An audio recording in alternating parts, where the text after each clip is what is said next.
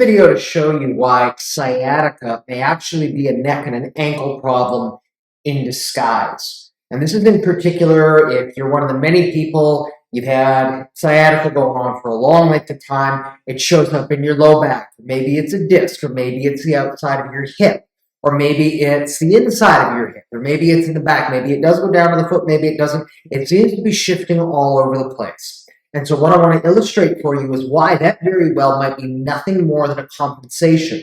And you need to look either above or you need to look below. So I'm going to start out with the bottom-up approach. So where we're referring to is referring to your ankles.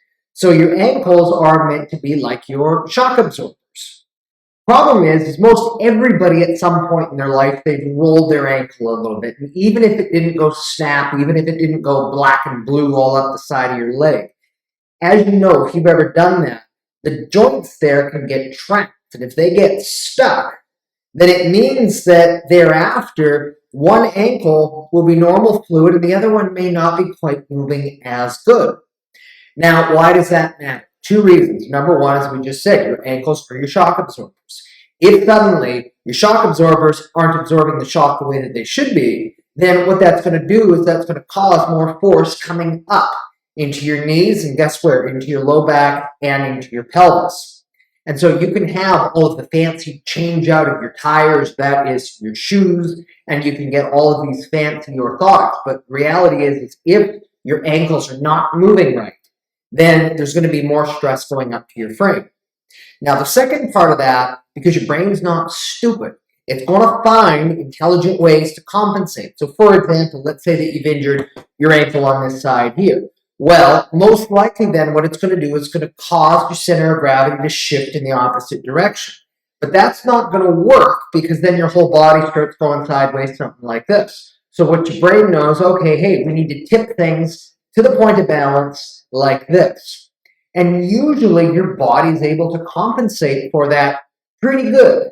That's not an issue in and of itself right there. Yeah, you might notice your posture is crooked and you might notice the occasional sore, tight, achy muscles, but by and large, you got this. But what would happen then is if you were to actually add a second layer of injury. And that's where your head and your neck comes into the equation. Why is that? Because we can think from a foundational perspective that if your ankle goes funny, it's going to affect your low back and your pelvis. Yeah, that makes sense. But the same thing goes if you've got a head and a neck kind of injury. Why is that? Well, where your head goes, your body goes. I often ask a silly question, why does a bull have a ring in its nose? Well, it's because no matter how small you might be or how big that bull is, all you have to do is grab it here and it will go wherever you take it.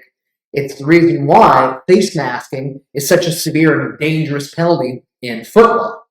So when it comes to the neck, particularly up at the top, this is the smallest vertebra in your entire spine, but it's also the one with the most amount of flexibility because it has no disc or facet to lock it into place position. But what it means is you've got any kind of injury, whether it's head, neck, shoulder, low back, or even your ankle, it creates a whiplash effect. And it follows the path of least resistance and has the tendency to affect you here. So if it knocks your head off center like that, what did we say? Your brain is going to come up with a compensation strategy and it's going to shift your posture like this to balance things out in the exact same way, but going from top down as opposed to bottom up.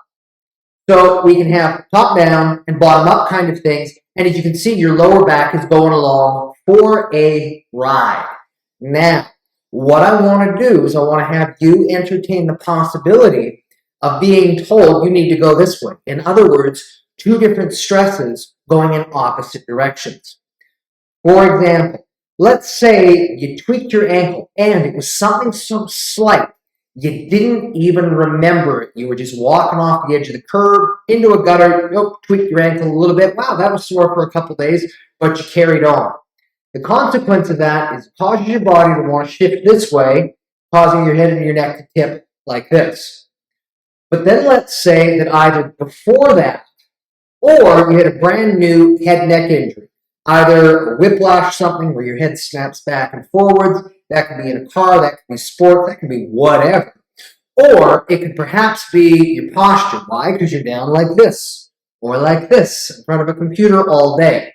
And one way or another, your head goes funky like this to where your body says, okay, we need to compensate this way. In other words, the exact opposite. So what's happening here is your body needs to make two different compensatory strategies, one going this way, the other one going this way. And what will happen very characteristically is in a person's body and in their alignment, they will exhibit what I call a twist. It's not a fancy diagnosis, it's not a real term, whatever, but it's a phenomenon that you will see.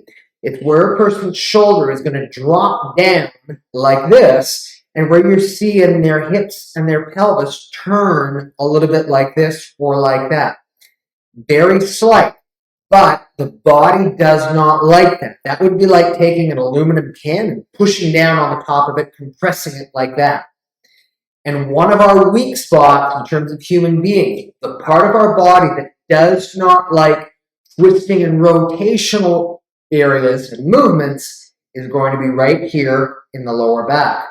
So if we are in this kind of a position where the head says we need to go this way and the ankle says no, we need to go the other way, very common, where some point in the middle is going to be bearing the brunt of that and getting pulled in opposite directions.